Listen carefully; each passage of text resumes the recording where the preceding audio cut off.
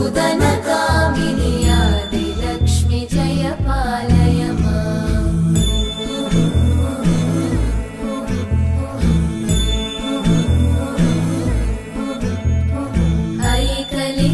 ऐकलिकल्मषनाशिनि कामिनि वैदिकरूपिणि वेदमये क्षीरसमुद्भव मङ्गल